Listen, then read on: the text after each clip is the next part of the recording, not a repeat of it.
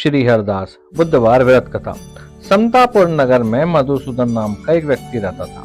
वह बहुत धनवान था। मधुसूदन का विवाह बलरामपुर नगर की सुंदर लड़की संगीता से हुआ था।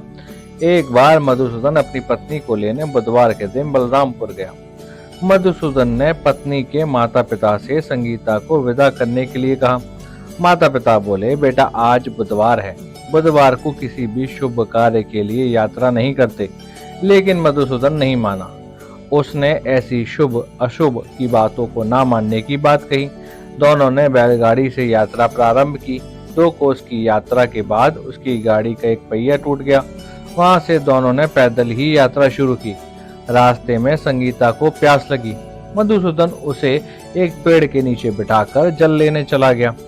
थोड़ी देर बाद जब मधुसूदन कहीं से जल लेकर वापस आया तो वह एक बुरी तरह हैरान हो उठा, क्योंकि उसकी पत्नी के पास उसी ही की शक्ल सूरत का एक दूसरा व्यक्ति बैठा था। संगीता भी मधुसूदन को देखकर हैरान रह गई और दोनों में कोई भी अंतर नहीं कर पा रही थी। मधुसूदन ने उस व्यक्ति से पूछा, तुम कौन हो और मेरी पत्नी के पास क्यों बैठे हो? मधुसूदन की बात सुनकर उस व्यक्ति ने कहा, अरे भाई, ये मेरी पत्नी संगीता है। मैं अपनी पत्नी को ससुराल से विदा कर के लाया हूँ। लेकिन तुम कौन हो जो मुझसे ऐसा प्रश्न कर रहे हो? मधुसूदन ने कहा, तुम जरूर कोई चोर या ठग हो। या मेरी पत्नी संगीता है, मैं इसे पेड़ के नीचे बिठाकर जल लेने गया था। इस पर उस व्यक्ति ने कहा, अरे भाई, झूठ तुम बोल रहे हो। संगीता को प्यास लगने पर जल लेने तो मैं ही गया था। मैंने तो जल लाकर अपनी पत्नी को पिला भी दिया। अब तुम चुपचाप यहाँ से चलते बनो, नहीं तो किसी सिपाही को बुलाकर तुम्हें पकड़वा दूंगा। दोनों एक दूसरे से लड़ने लगे। उन्हें लड़ता देख बहुत से लोग वहां एकत्र हो गए। नगर के कुछ सिपाही भी वहां आ गए। सिपाही उन दोनों को पकड़कर राजा के पास ले गए। सारी कहानी सुनकर राजा भी कोई निर्णय नहीं ले पाया। संगीता भी उन दोनों में से अपने वास्तविक पति को नहीं पहचान पा रही थी। राजा ने दोनों को कारागार में डाल देने के लिए कहा। राजा के फैसले पर असली मधुसूदन भयभीत तो उठा। तभी आकाशवाणी हुई, मधुसूदन, तूने संगीता के माता पिता की बात नहीं मानी, बुधवार के दिन अपनी ससुराल से प्रस्थान किया। यह सब भगवान बुद्ध देव का प्रकोप से हो रहा है।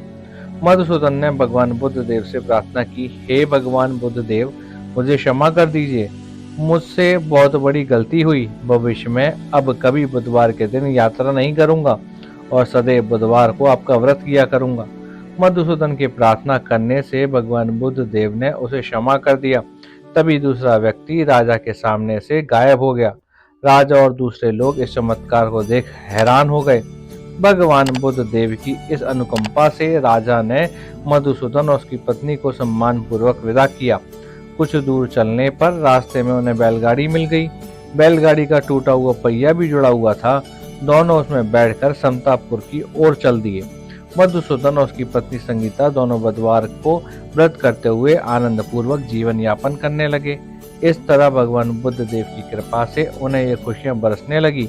इस तरह जो स्त्री पुरुष विधिवत बुधवार का व्रत करते हैं, व्रत कथा सुनते हैं, भगवान बुद्ध देव उनकी सभी कष्ट दूर करते हैं।